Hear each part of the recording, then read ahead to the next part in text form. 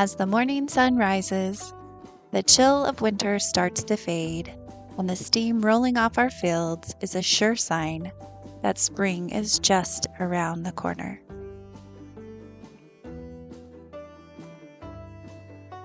One of the things that we do to prepare for spring here on the homestead is making sure to take good care of our chickens. We try to feed them a balanced diet and keep their water fresh to help ensure that they stay healthy and productive through the wet and cold spring. We also try to clean out their coops regularly, making sure to keep their space nice and fresh to give our hens a nice, comfortable place to lay.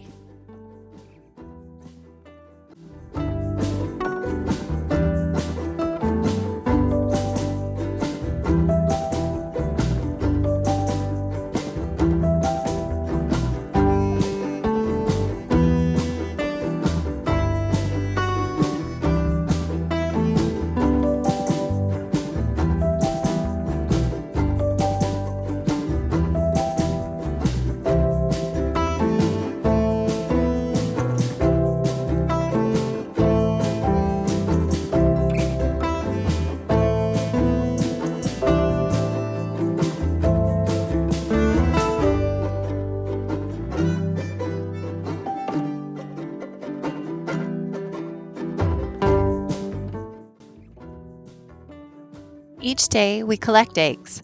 Some go into our kitchen for baking and breakfast, while others are carefully set aside for hatching new chicks. These eggs will either help grow our own flock or be sold in our shop to help other homesteaders start their own chicken flocks. Another way that we like to get ready for the season is by organizing our garden seeds, sorting through what we have, making notes on what we need, and dreaming about all the vegetables and flowers that we will be growing this year.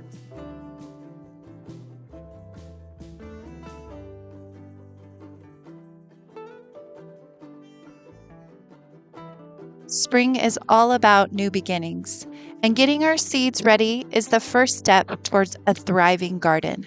From fresh greens to juicy tomatoes, each seed holds a promise of harvest to come.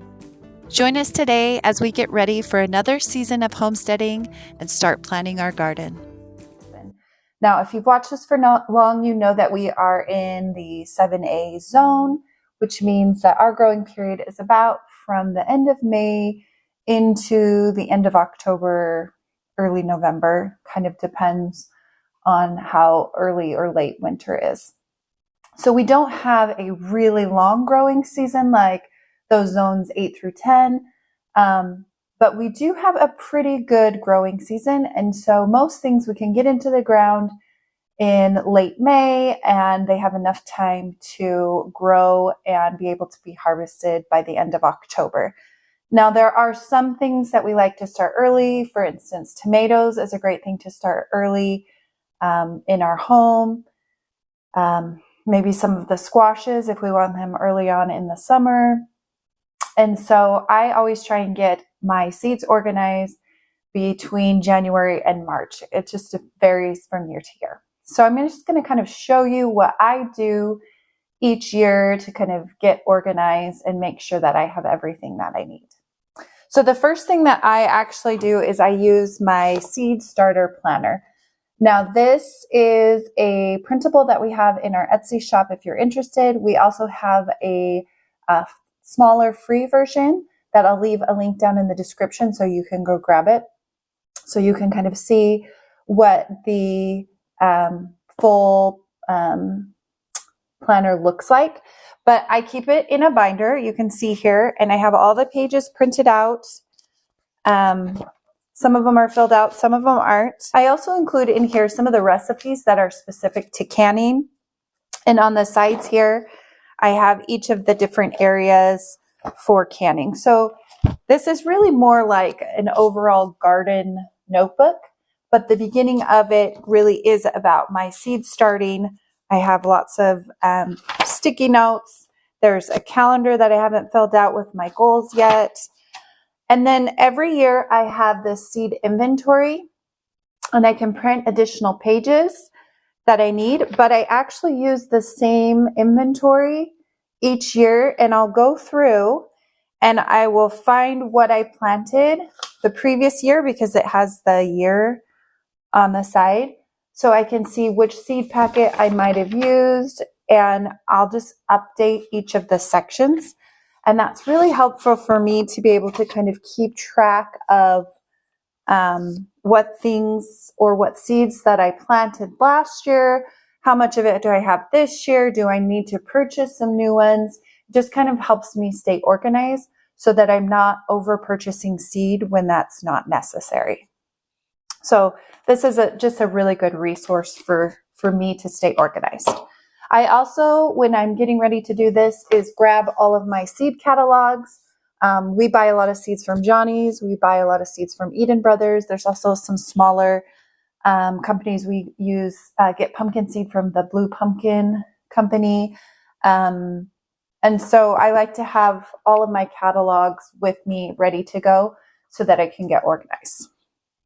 The last thing I do is I get out my seed organizer. So this is actually a purchase off of Amazon. We have one of these. It's a card, like a card game organizer. You could also organize photos with it. You can do a lot of things with it. But I started organizing my seeds this way a couple of years ago, and it helps me be able to visualize my seeds. So I have a container for each type of seed. This is for zucchini and spaghetti squash. You could just do squash and then put all of your squash seeds in here, but we have specific squash that we like. So this is my spaghetti seed packet, and this is actually one of my homemade packets. There's a printable that comes in my seed starting planner that you can print it out and then make your own little packets. So if you save seeds, these spaghetti squash seeds are from 2022 from our garden. And so I saved these, dried them, and then I put them in their own little packet. These here are Black Beauty zucchini seeds that I purchased from a place locally a couple years ago. So they're in this one container. And if I'm like, okay, I need to plant my zucchini today, I can pull them out.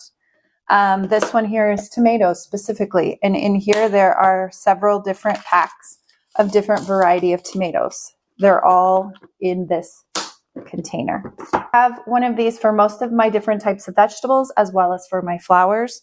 So I have 1, 2, 3, 4, 5 that are just for my cut flower garden. I also have one specifically for herbs. And then everything else is more specific for a type of crop. Corn, pepper, onion, green beans, carrots, cucumber, you name it. So I start here and I get my notebook out and I go through each item in my box, match it up with what's in my notebook. I cross things off. I write new things in. I maybe get rid of something that was from 2 years ago and add the things from last year. And then from there, I use my seed catalog to decide what I need to purchase. And I'll open up my seed catalog and I just start at the beginning. And I go through and I'll say, am I growing broccoli this year? Do I have broccoli seed? Do I need broccoli seed?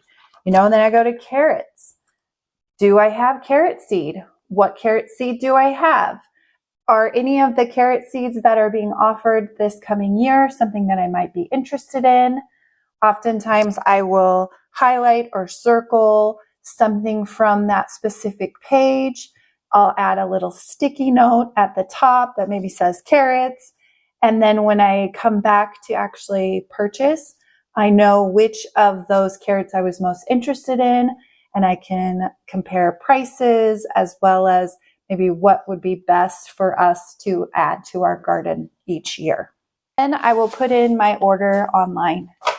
This year, We actually ordered quite a bit of seed because we wanted to try a few new seeds this year, but we also were getting low on some of our seeds, and some of our seed that we have saved from previous years isn't working quite as well as it has in the past. And so we ordered quite a few new seeds this year from Eden Brothers. They were pretty cost effective for us this year. You can order them in the smaller packs here. It's going to vary from brand to brand and from plant to plant how many seeds you're going to get. So sometimes you might get 10 seeds. Sometimes you might get a quarter pound of seeds. Sometimes you may maybe get a certain amount of ounces. It really just depends. But you can get varying sizes depending on how big your garden is or how many seeds you want to store for upcoming years. Now, seeds can last for multiple years if they are kept in a nice, cool, and dry place. So that's why I really like my container here, because everything's organized and I know that everything is going to stay dry. Everything's going to stay cool because they're all together. The other place, like I said, that we like to order is Johnny's. The majority of my pumpkin seed this year for our pumpkin patch, I purchased through Johnny Seeds. I also did purchase some of the specialty pumpkins through the Blue Pumpkin Company. And we purchased some of our seeds last year from them, and they had some really beautiful, unique pumpkins. So we have a lot of new pumpkins this year. We're maybe doubling our pumpkin patch. And if you remember last year, that pumpkin patch was our entire riding arena. I believe we had 21 rows of pumpkins. So to double that, that means we're going to have like 40 rows of pumpkins. So we shall see. But we have lots of seeds to choose from. And the reason we do is because I can keep track and know what I have and keep myself organized so I don't overspend or over purchase, cucumber seeds when I already have, 4 packages of good cucumber seed. So that's kind of how we stay organized in planning for the seeds that we are going to purchase. We'll do another video coming up about how we kind of plan and decide what our garden looks like and what seeds we're going to plant where. And so then we know what seeds we need to start if we plan to start them each year. So that should be one of the next videos here coming up on our account. So make sure that you follow along for that. But really, that's how we kind of organize our seeds, how we make sure that we don't over-purchase seeds and that we don't have all these extra seeds that are never getting used and are wasting money. We want to make sure that what we have in our inventory we can use and that it doesn't go to waste and that we are being the most cost-effective here on our farmstead.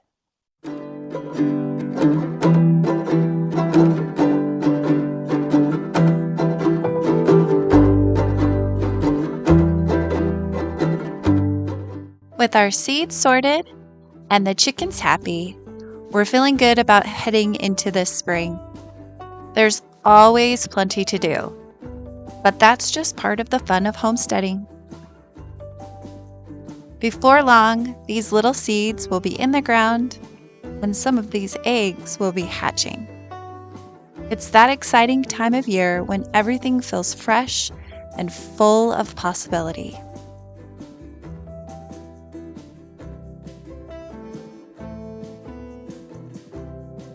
Thanks so much for hanging out with us today. If you enjoyed this video, be sure to like, subscribe, and follow along. We've got a lot of exciting things coming up. We'll see you next time.